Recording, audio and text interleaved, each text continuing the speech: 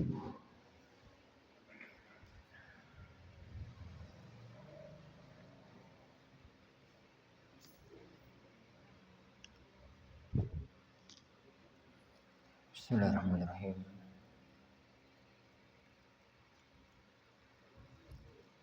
Assalamualaikum warahmatullahi wabarakatuh. Alhamdulillahirabbil alamin. Wassalatu wassalamu ala asyrafil anbiya'i wal mursalin. Nabiyyina Muhammadin wa ala alihi wa ashabihi ajma'in. Wala haula wala quwwata illa billahi rabbil alamin. Asyhadu an la ilaha illallah wahdahu la syarika lah. Wa asyhadu anna Muhammadan abduhu wa rasuluh. Allahumma salli wa sallim wa barik ala nabiyyina Muhammadin wa ala alihi wa ashabihi ajma'in. Wala haula wala quwwata illa billahi rabbil alamin. Amma ba'd. Ikhwani wa akhwati fiddin, azanillahu wa iyyakum. Alhamdulillah, kita lanjutkan kajian kita.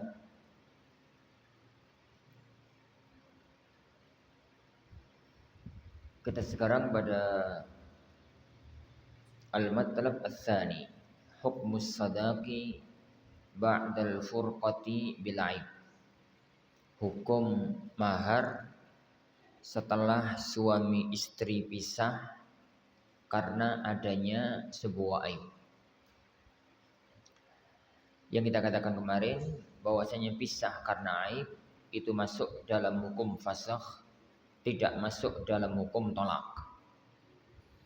Al-far'ul awwal, masalah yang pertama, hukmus sadaqi ba'dal furqati bil 'aibi illam yakun khala biha. Hukum mahar setelah pisah karena adanya aib jika suami istri itu belum hubungan suami istri, belum khalwat. Laisa lil mar'ati mahrun wala mut'atun. Wanita, seorang istri tidak berhak mendapatkan mahar, bahkan tidak berhak mendapatkan mut'ah. Mut'ah di sini adalah mut'atun nikah atau mut'atut talaq, mut'atul fasakh gitu ya. Karena istilah mut'ah dalam syariat itu ada 3. Yang pertama mut'atul hajj, haji mut'ah. Haji mut'ah itu yang kondang dengan haji tamattu. Istilah kondangnya itu haji tamattu.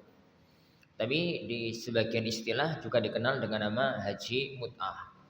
Haji manasik haji itu ada 3, haji ifrad, haji qiran, haji tamattu. Lah, manasik yang haji tamattu itu juga diistilahkan dengan mut'atul hajj.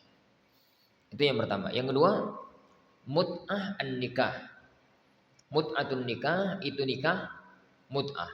Jadi nikah mut'ah yang kita bahas pada waktu-waktu yang kemarin, akad nikah berjangka waktu, dibatasi dengan waktu tertentu, dan itu haram ijma'an.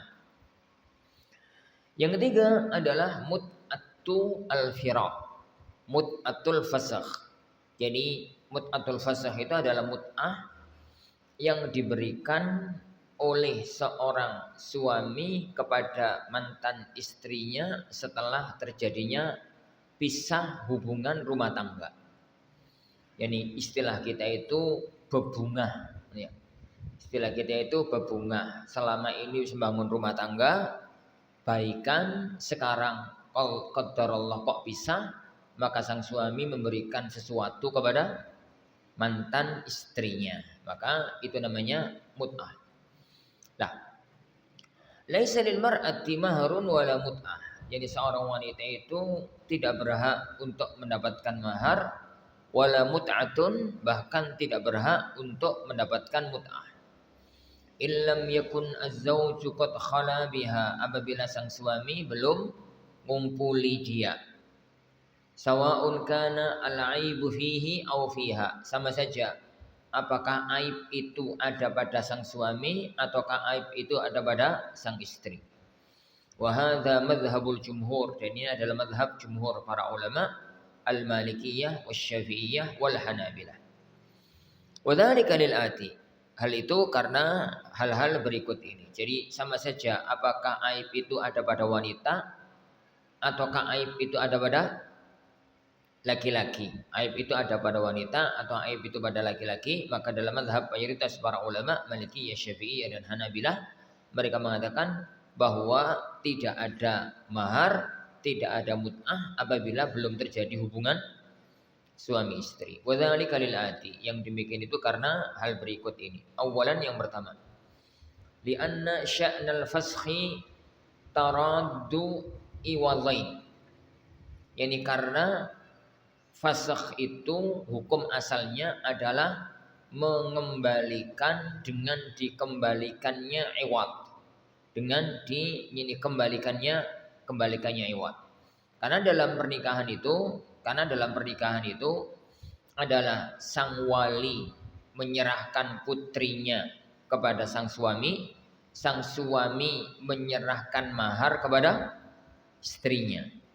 Maka tatkala terjadi fasakh, sang wanita tersebut dikembalikan kepada walinya, kepada bapaknya, dan mahar juga tidak diberikan oleh sang suami kepada istrinya. Itu mana tarot al-iwalain. Apabila terjadi fasakh, itu mirip-mirip kalau jual beli terus batal, jual beli terus nggak jadi, maka barang yang dijual yang sekarang ada di tangan pembeli dikembalikan kepada penjual, harga atau uang yang sekarang ada di tangan penjual dikembalikan kepada pembeli. Apabila ternyata akad tersebut nggak sah, sewa menyewa terus dibatalkan, yakni sewa rumah misalkan terus dibatalkan, maka rumah yang sekarang sedang ditempati oleh yang nyewa dikembalikan kepada pemilik, lalu pemilik rumah yang sudah megang uang sewa dikembalikan kepada penyewa. Jadi karena akad terjadi antara dua sisi. Apabila terjadi pembatalan, maka berarti dua-duanya dikembalikan ke posisi semula. Dan yang kedua, li'annahu in kana al-'aibu bihi, karena jika aib itu ada pada sang suami, fahiyal fasikhatu, maka berarti wanita tersebut yang membatalkan pernikahan, yang menuntut untuk membatalkan pernikahan. Fala syai'alaha, maka berarti dia tidak berhak untuk mendapatkan apapun. Wa in kana biha, apabila aib itu ada pada sang istri, yani ada pada sang istri, fasababul faskhi, yani fasababul faskhi ma'nan wujida fiha, maka sebab adanya pisah itu terdapat pada sang istri. Faka'annaha hiyal fasih, maka seakan-akan dialah yang membatalkan pernikahan tersebut. Jadi intinya, apabila belum terjadi jima antara suami istri kemudian ketahuan ada aib, maka ini tidak ada kewajiban mahar bagi seorang suami kepada istri, karena memang belum terjadi apapun pasca akad nikah. Al-far'u tsani, masalah yang kedua. Hukmus sadaqi ba'dal furqati bil aibi. Hukum mahar setelah pisah dengan adanya aib. In khala biha zauju, apabila sang suami telah mengumpuli istrinya. Jadi beliau mengatakan lil mar'ati al mahru, wanita itu berhak mendapatkan mahar al musamma kamila, mendapatkan mahar yang ditentukan secara sempurna. In kana qad khala biha, apabila sang suami telah mengumpulinya. Wa hadza madhhabu al Hanafiyah wal Hanabilah, dan ini adalah madhab Hanafiyah dan madhab al Hanabilah. Nah, al-adillatu, yani dalil yang menunjukkan akan hal ini adalah awalan, yang pertama minal kitab, dari Al-Quran. Qaulullah ta'ala, firman Allah subhanahu wa ta'ala, wa in aradtum istibdala zawjin makana zawjin wa ataitum ihdahunna qintara fala ta'khudhu minhu syai'a ata'khudhunahu buhtanan wa ithman mubina Wa kaifa ta'khudunahu wa qad afdha ba'dukum ila ba'din wa akhadna minkum mitsaqan ghalidha. Allah Ta'ala, firman Allah Subhanahu wa taala, wa in aradtum istibdala zawjin makana zawj, apabila kalian ingin untuk mengganti istri, yakni sebagai ganti dari istri yang lain, apabila kalian itu jadi ingin untuk cerai, itulah bahasa gampangannya. Apabila kalian wahai para suami ingin untuk menceraikan istri kalian. Wa ataitum ihdahunna qintara, padahal kalian telah memberikan kepada istri yang mau diceraikan itu mahar qintar. Qintar itu mahar emas yang jumlahnya sangat banyak. Jadi segitu aja. Terjadi perselisihan pendapat di kalangan ulama apa makna qintar. Jadi apa? Jadi makna dari qintar. Sebagian mereka jadi mengatakan qintar itu emas jadi wadai tempat makanan, emas tapi ya. Jadi sebagian mereka malah begini, sebagian malah begitu. Pokoknya intinya jadi kalian apabila menceraikan istri kalian, padahal kalian telah memberikan mahar yang sangat besar kepada sang istri, maka fala ta'khudhu minhu syai'a, maka jangan ambil sedikit pun juga dari istrinya mahar tersebut. Apa ata'khudhunahu buhtanan wa itsman mubina, apakah kalian akan mengambilnya dengan penuh rasa dosa? Wa kaifa ta'khudunahu, bagaimana mungkin kalian wahai para suami akan mengambilnya kembali?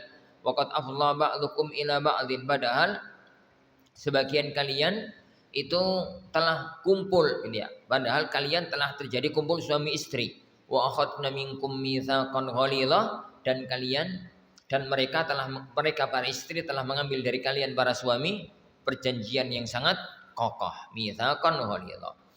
Aujuhud dalalati minal ayat, sisi pengambilan dalil dari ayat ini. Yang pertama, umumu qaulihi, keumuman firman Allah Subhanahu wa taala, fala ta'khudhu minhu syai'a. Jangan kalian wahai para suami mengambil mahar dari mantan istri sedikit pun juga. Yani illa ma khassahu dalil. Ayat ini berlaku umum. Jadi kalau terjadi pisah antara suami istri, maka sang suami tidak boleh mengambil mahar yang telah diberikan kepada istrinya sedikit pun juga, meskipun mahar itu sangat banyak. Illa ma khassahu dalil, kecuali yang dikhususkan oleh dalil. Dan yang dikhususkan oleh dalil itu hanya ada satu kondisi, yaitu apabila yang nuntut cerai itu adalah sang istri dalam posisi khulu, apabila sang suami tidak ingin pisah tapi kemudian gugatan cerai itu datang dari sang istri, maka dalam kondisi semacam itu sang istri wajib untuk mengembalikan maharnya, sebagian atau semuanya. Tapi apabila yang terjadi yang menginginkan perceraian itu adalah sang suami, apapun kondisinya, maka maka kewajiban dia adalah tetap hak mahar itu ada pada sang istri dan tidak boleh diambil oleh sang suami. Yang kedua, qauluhu, firman Allah Subhanahu wa taala, wa qad afdha ba'dukum ila ba'din qila maknahu, yani ada yang berpendapat bahwasanya makna dari ayat ini adalah fala wa qad khala ba'dukum bi ba'din, padahal sebagian kalian telah khalwat, jadi kalian telah terjadi kumpul suami istri gitu ya.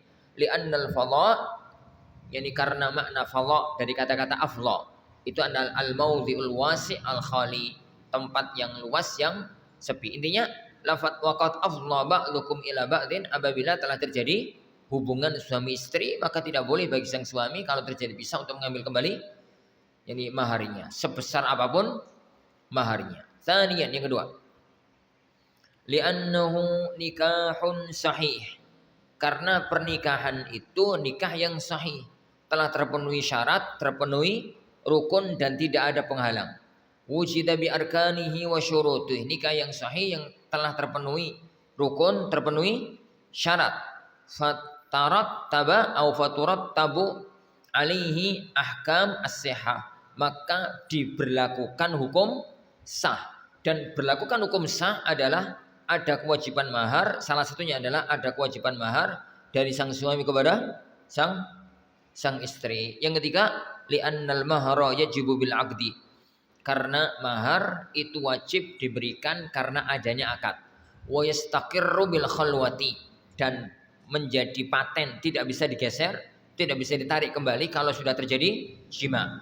Fala tasqutu bihaditsin ba'dahu, maka tidak bisa gugur dengan adanya kejadian setelahnya kecuali kalau ada dalil yang menunjukkan hal tersebut. Allahu alam bissawab. Nah, itu beberapa masalah ya akhwan yang berkaitan dengan beberapa hal apabila terjadi pisah karena aib atau karena yang lainnya. Tapi kita lanjutkan sekarang jadi pada bab yang berikutnya, al-babul khamis, nikahul kufar. Hukum apa? Menikah, hukum pernikahan orang-orang kafir. Wa fihi salasatu fusul. Ada beberapa atau ada 3 pasal pembahasan. Yang pertama, hukmu nikahil kufar. Hukum menikahi orang kafir. Wong muslim atau muslimah nikah dengan wanita kafir atau laki-laki yang kafir. Jadi hukum menikah dengan orang kafir. Dalam arti orang muslim laki-laki menikah dengan wanita kafir, atau seorang muslimah menikah dengan seorang muslimah, wanita muslim menikah dengan laki-laki yang kafir. Itu pembahasan yang pertama. Pembahasan yang kedua, hukumun nikah idza aslama ahaduz zaujain. Hukum pernikahan apabila salah satu dari suami istri itu masuk Islam. Yani keduanya itu kafir, menikah dalam agama kafir. Lalu salah satu dari keduanya, mau suami mau istri, masuk Islam. Yang satunya tetap berada dalam kekufuran. Suami muslim, suami masuk Islam, istrinya masih kafir. Istrinya masuk Islam, suami masih kafir. Yang ketiga, al-faslul tsalits, hukmun nikah idzar tadda ahaduz zaujain. Hukum pernikahan apabila salah satu suami istri itu murtad. Mereka berdua nikah muslim. Kedua-duanya muslim. Tengah perjalanan salah satu dari keduanya murtad. Salah satu dari keduanya murtad, keluar dari Islam, mau suami atau istri. Ini pembahasan-pembahasan yang berkaitan dengan nikahul kufar, pernikahan dari orang-orang yang kafir. Jadi menikah dengan orang-orang yang kafir. Kita bahas dulu masalah yang pertama, yaitu hukmu al-faslul awal, hukmu nikah al-kufar, hukum menikah dengan orang-orang kafir. Ada 2 pembahasan, nikahu ahlul kitab, menikahi orang ahlul kitab. Karena orang kafir itu ada 2 jenis. Ada kafir kitabi, ada kafir wasani. Ada kafir yang ahlul kitab, ada kafir yang non ahlul kitab. Ada kafir yang dia itu percaya dengan Allah sebagai Tuhannya, percaya dengan adanya nabi, dan pernah memiliki kitab suci, tapi mengingkari kenabian Muhammad sallallahu alaihi wasallam. Dan mereka ada 2 agama, Yahudi, Nasrani. Itu namanya kafir kitabi. Jadi orang kafir tapi dia itu percaya kepada Allah sebagai Tuhannya atau salah satu dari Tuhannya, ini pernah turun kepada mereka sang nabi, ini pernah diutus kepada mereka seorang nabi, dan mereka memiliki kitab suci yang turun dari Allah Subhanahu wa taala, tapi tidak percaya dengan kenabian Muhammad sallallahu alaihi wasallam dan tidak percaya dengan kitab suci Al-Qur'an. Maka itu namanya kafir, tapi kafir ahlul kitab, kafir kitabi. Dan itu ada 2 agama, agama Yahudi sama agama Nasrani, agama Yahudi sama agama Nasrani. Yang kedua adalah kafir wasani, kafir yang bukan ahlul kitab. Jadi kafir tapi bukan ahlul kitab. Semua, dan itu adalah semua agama non Yahudi, non Nasrani, bukan Yahudi, bukan Nasrani, itu adalah kafir wasani. Allah Subhanahu wa taala mengisyaratkan adanya 2 kelompok orang kafir ini dalam firman-Nya, lam yakunil ladzina kafaru min ahlil kitab wal musyrikin. Jadi lam yakunil ladzina kafaru, bahwasanya orang-orang kafir itu ada dari kalangan ahlul kitab dan ada dari kalangan orang-orang musyrik. Kita bahas dulu yang pertama, nikahu ahlil kitab, nikah dengan ahlu al-kitab. Beliau mengatakan yahillu lil muslimi nikahu harairi ahlil kitab ghairil harbiyat. Halal bagi seorang muslim laki-laki, boleh bagi seorang muslim laki-laki untuk menikah dengan wanita ahlul kitab yang merdeka, bukan wanita dari kalangan harbi. Jadi boleh bagi seorang muslim, jika muslim itu laki-laki, boleh bagi seorang laki-laki muslim untuk menikah dengan ahlul kitab. Jadi untuk menikah dengan ahlu alkitab yang wanita. Jadi yang laki-laki itu yang muslim, yang perempuan itu yang ahlul kitab. Tapi syaratnya bukan ahlul kitab yang harbi, bukan ahlul kitab yang mereka sedang terjadi peperangan dengan kaum muslimin. Karena orang-orang kafir itu ada, jadi orang-orang kafir itu ada dua jenis. Ada kafir harbi, ada kafir zimmi secara umum itu. Ada kafir yang sedang terjadi kontak senjata, sedang terjadi peperangan dengan kaum muslimin. Ada kafir yang dia itu sedang tidak ada peperangan melawan kaum muslimin. Nah, orang-orang kafir yang sedang tidak ada perang melawan kaum muslimin, maka itu adalah kafir harbi. Yang sedang terjadi peperangan namanya kafir harbi. Adapun yang kedua, yang sedang tidak terjadi peperangan namanya kafir zimmi, dengan segala macam bentuk kafir zimmi. Jadi kafir zimmi. Nah, jadi boleh bagi seorang laki-laki yang kafir, yang muslim untuk menikah dengan wanita ahlul kitab. Al-adillatu dalil memberikan akan hal itu awalan yang pertama minal kitab dari Alkitab. Jadi dari Al-Qur'anul Karim. Qala Allah Ta'ala, jadi Allah Subhanahu wa taala firman, "Al-yauma uhilla lakumut thayyibat." Pada hari ini dihalalkan untuk kalian at-thayyibat. Al-yauma, pada hari ini, uhilla lakumut thayyibat, dihalalkan untuk kalian at-thayyibatu. Jadi makanan-makanan yang baik. Wa ta'amul ladzina utul kitaba, juga dihalalkan untuk kalian makanan orang-orang ahlul kitab. Yani hillul lakum, makanan orang-orang ahlul kitab itu halal untuk kalian. Wa ta'amukum hillul lahum, dan makanan kalian halal untuk mereka. Wal muhsanatu minal mu'minati wal muhsanatu minal ladzina utul kitaba min qablikum, juga halal untuk kalian menikah dengan wanita baik-baik dari kalangan mukminah dan wanita baik-baik dari kalangan ahlu alkitab sebelum kalian.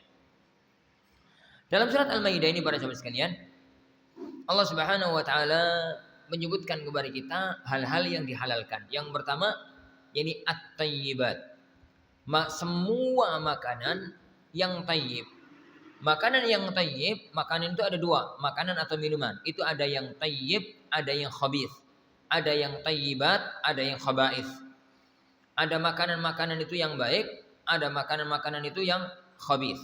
Yang khabith itu yang buruk. Yang buruk itu dua jenis. Semua atau tiga jenis. Yang pertama, semua makanan minuman yang najis, itu yang pertama. Yang kedua, semua makanan minuman yang memadharatkan badan. Yang ketiga, semua makanan minuman yang dianggap jijik, yang dianggap kotor oleh kebanyakan manusia. Yani oleh kebanyakan manusia. Murni karena dianggap jijik, bukan karena nggak biasa makan tersebut. Jadi khabith, jadi makanan minuman yang haram itu yang pertama yang najis. Apapun itu. Apapun itu. Yang kedua, yang memadharatkan. Memadharatkan ini ada dua.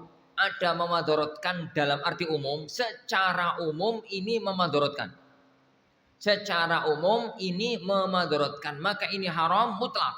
Meskipun ada satu dua orang yang tidak termadharatkan, karena keumuman itu jadi patokan. Al-ibratu bi al-ghalibil katsir la bil, yani al-qalilin nadir, kata para ulama. Yang jadi patokan adalah kondisi kebanyakan, bukan kondisi satu dua. Racun tikus itu haram, meskipun ada si A yang kalau minum racun tikus nggak apa-apa, maka tetap haram bagi si A. Makanya kita katakan rokok itu haram karena dia membahayakan. Meskipun ada 1, 2, 3, 4, 5 orang yang mereka mengatakan aku bukti nih, nggak apa-apa, karena patokan ini ada pada medis, ada pada ketentuan ahli medis.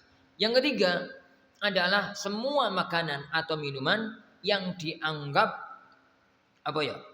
Jadi jiwa tabiat manusia yang normal, orang yang normal itu menganggap bahwasanya makanan itu, minuman itu kotor, menjijikkan. Jadi koyok misalkan coro, misalnya ngumpulno coro terpeyek. Orang yang uteknya normal, orang yang pikirannya masih normal, sampai pun orang kafir akan mengatakan itu jijik. Itu adalah jijik. Jadi yang semacam itulah, yang semacam itu maka itu namanya masuk dalam khabith. Jadi masuk ini dalam khabith. Yang tidak khabith berarti apa? Tayyib. Jadi Allah Subhanahu wa taala mengatakan uhilla lakumut tayyibat. Semua makanan minuman yang tayyib maka itu adalah halal. Ada binatang yang pasti khabith kaya belatung, coro. Ada yang pasti tayyib kaya pite, embek. Ada yang cara pandang orang itu berbeda-beda. Memahami apakah itu khabith atau tidak. Apa contohnya? Cacing. Cacing itu ni ono wong, normali wong disuguhi apa setik. Tulisi setik cacing. Itu kira-kira normali wong. Rata-rata wong itu koyok mangan setik usus apa reglem. Secara umum, kita bahas secara umum. Ya wong Golongan, ya wong Blitar, wong Jakarta, wong Sumatera, wong Arab, wong Eropa, wong Australia secara umum. Ini disuguhi cacing. Wis rupa setik.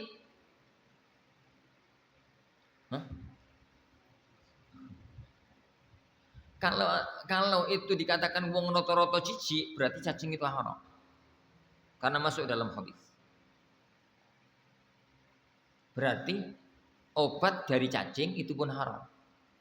Karena masuk dalam khabith. Meskipun sudah di kapsul. Karena itu masuk dalam khabith.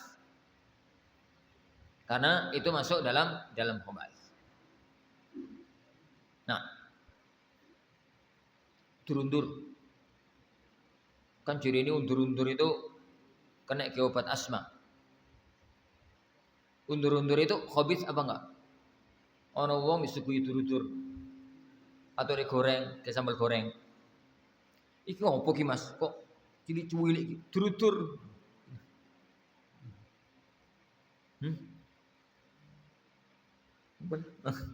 Jadi di bagian tengah itu memang sering terjadi masalah. Jadi makanya tatkala Anda ditanya, Ustaz, antum tahu pendapatnya Ustaz Fulan? Ustaznya kenal, pendapat apa dulu? Tentang masalah apa? Tentang masalah cacing, Ustaz. Kenapa? Apa yang dikatakan oleh beliau? Beliau mengatakan haram. Jadi alasannya khaba'ith ya. Iya Ustaz, gimana menurut antum sebar sekarang?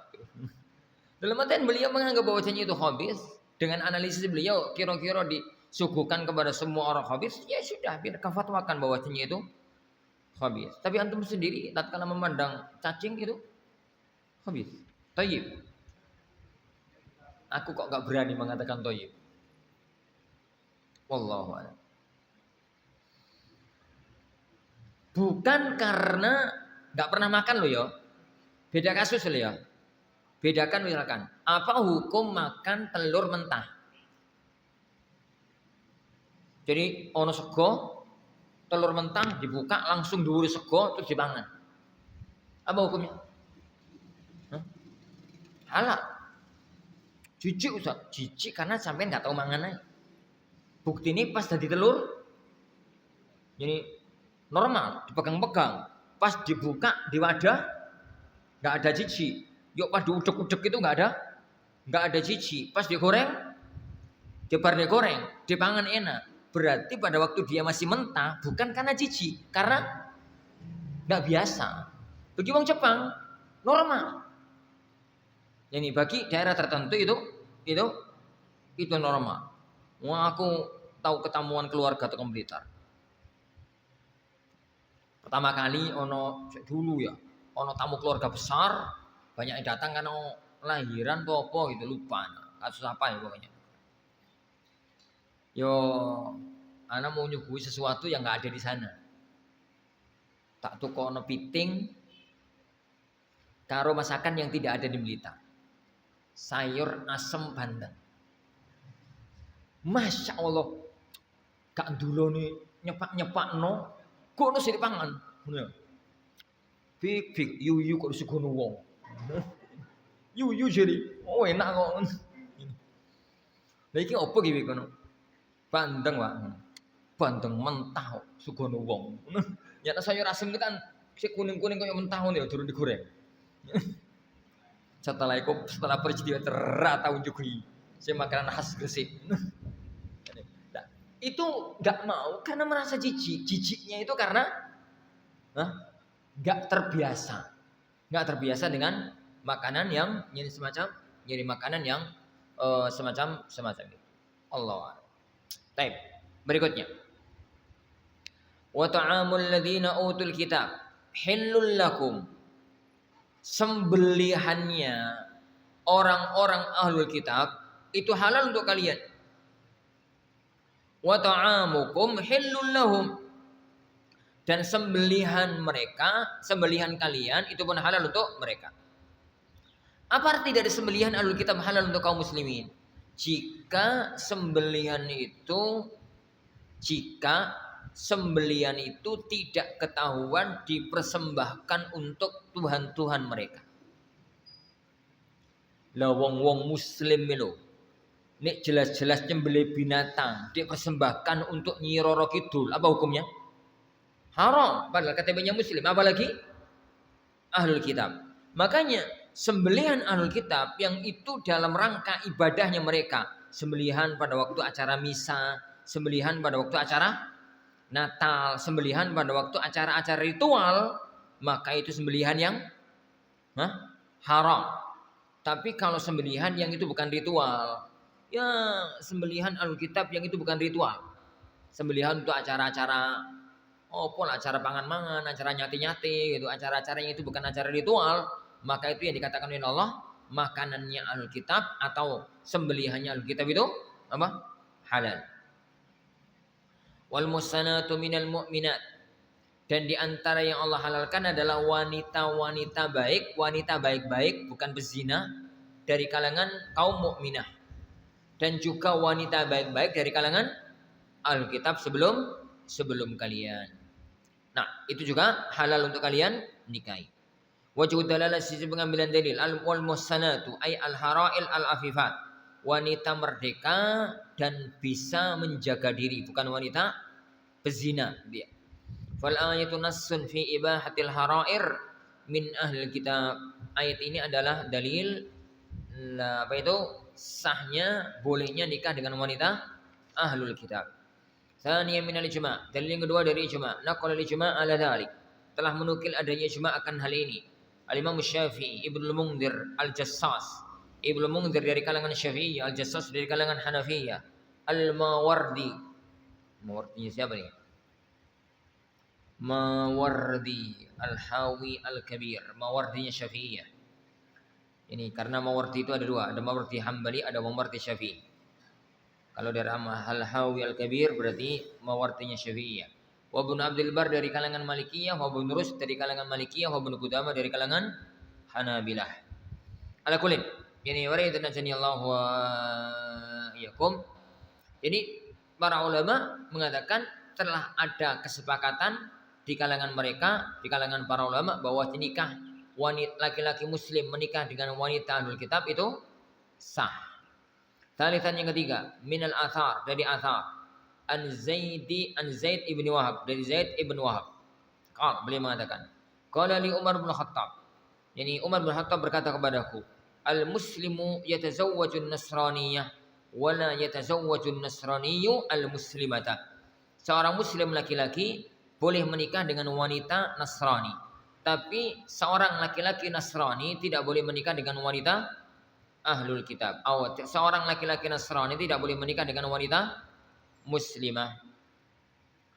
Yang kedua, anna Utsman ibn Affan, bahwasanya Utsman ibn Affan nakaha ibnatal Farafisah al-Kalbiyah wa hiya Nasraniyah. Utsman bin Affan pernah menikah dengan putri al-Farafisah al-Kalbiyah. Padahal dia itu wanita Nasrani. Ala nisaihi, padahal dia sudah memiliki istri dari kalangan mukminah. Summa aslamat ala yadayhi. Kemudian istri yang Nasrani itu masuk Islam di tangan Utsman, di tangan Utsman. Baik. Jadi dalam kajian fikih, maka boleh bagi seorang laki-laki muslim untuk menikah dengan wanita ahlul kitab, tegas dalam Al-Qur'an, dan itu disepakati oleh para ulama. Masalah berikutnya, Anda sering ulang-ulang dalam kajian-kajian kita.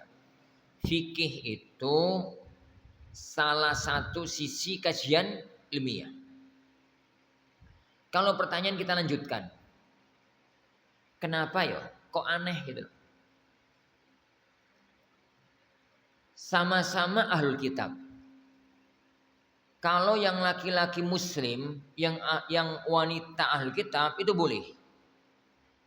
Dengan nas Al-Quran dan ijma' para ulama.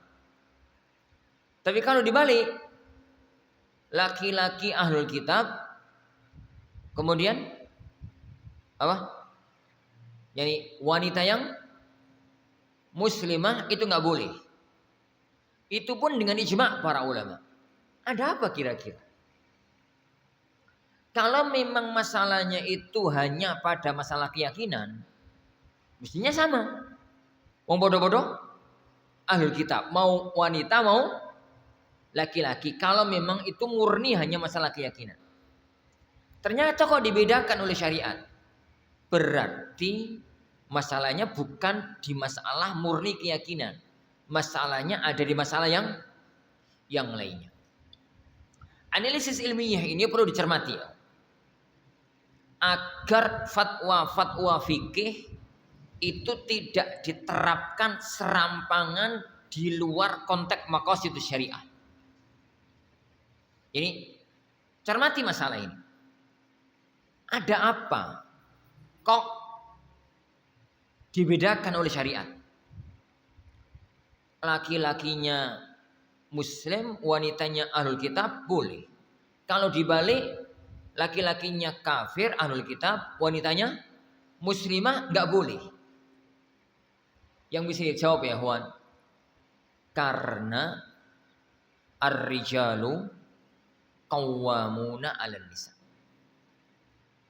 Ar-rijal itu qawwamuna 'alan nisa.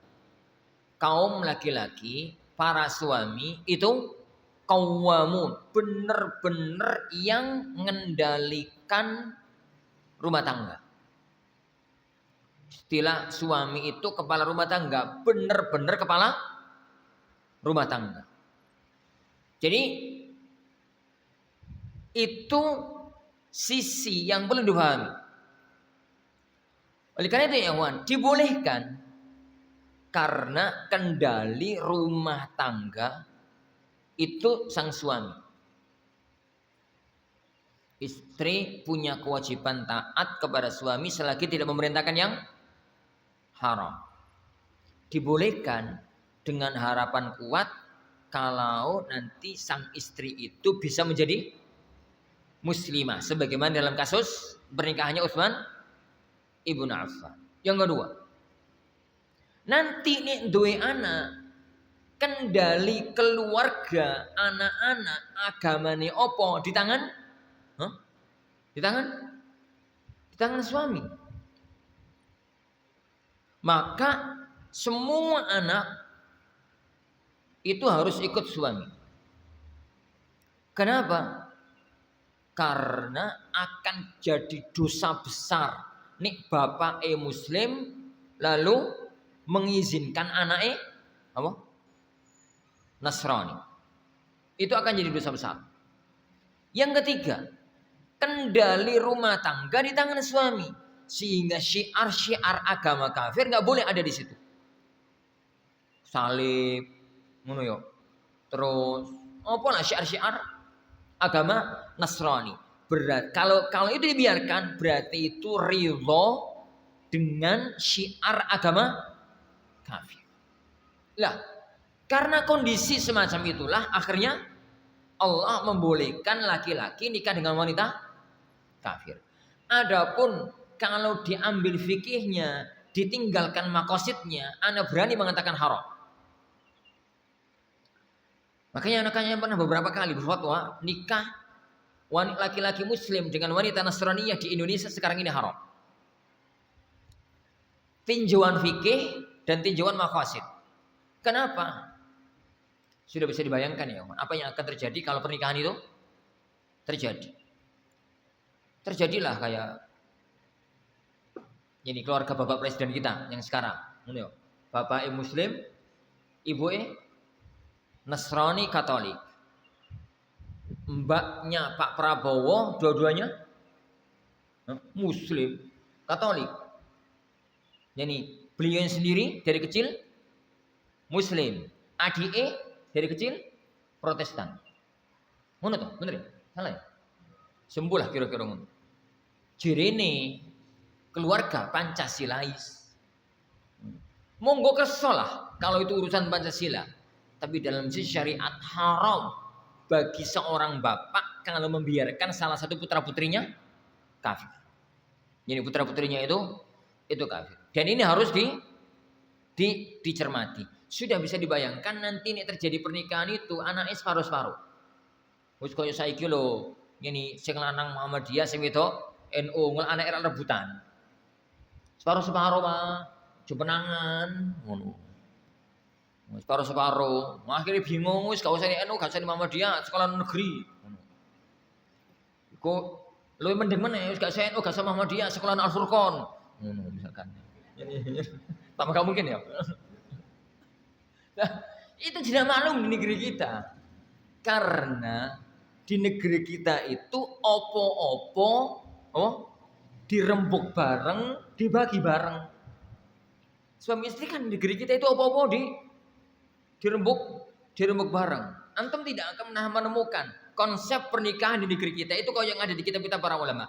Gak harus benar ya, gak harus kayak dengan mereka. Tapi itu menunjukkan negeri kita punya fikih sendiri, punya pemahaman lain yang butuh dipahami. Wong di negeri di kitab-kitabnya para ulama itu normal kok.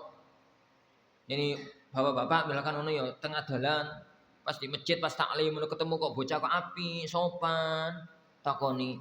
Nak wis nikah dereng nak? Dereng, Pak. Lah arep nikah to? Nggih, nek wonten tak nikahno karo putriku ya.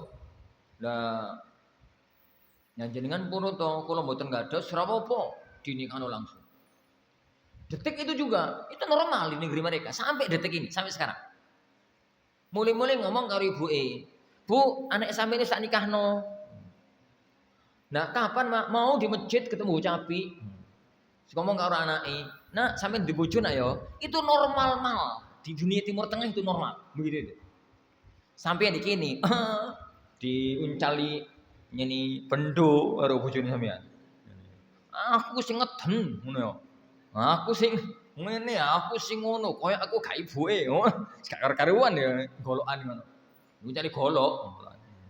Gak karuan. Lah, negeri kita punya adat yang berbeda. Makanya yani pemahamannya harus dibawa ke negeri ini. Iya, dari sisi fikih maka menikah laki-laki muslim dengan wanita ahlul kitab itu boleh. Secara fikih boleh. Dan itu ijma di kalangan para ulama. Tapi yang perlu dipertimbangkan dari sisi yang lainnya. Yang perlu dipertimbangkan ini adalah sisi yang lainnya. Apalagi sekarang ini salah satu di antara modus kristenisasi adalah nikah silang agama. Itu salah satu di antara modus kristenisasi dan itu sudah maklum dalam berita-berita yang ada di negeri kita. Wallahu a'lam bishawab. Nah, baik, insyaallah subhanahu wa taala yang kita pelajari insyaallah subhanahu wa taala kita lanjutkan yakni pada waktu yang akan datang biizni rabbina tabaraka wa taala. Masalah yang kedua kita bahas pada pertemuan yang akan datang biiznillah. Kita akhiri majelis kita. Subhanakallahumma bihamdik asyhadu an la ilaha illa anta astaghfiruka wa atubu ilaik. Sallallahu wasallam wa baraka ala nabiyina Muhammad. Assalamualaikum warahmatullahi wabarakatuh.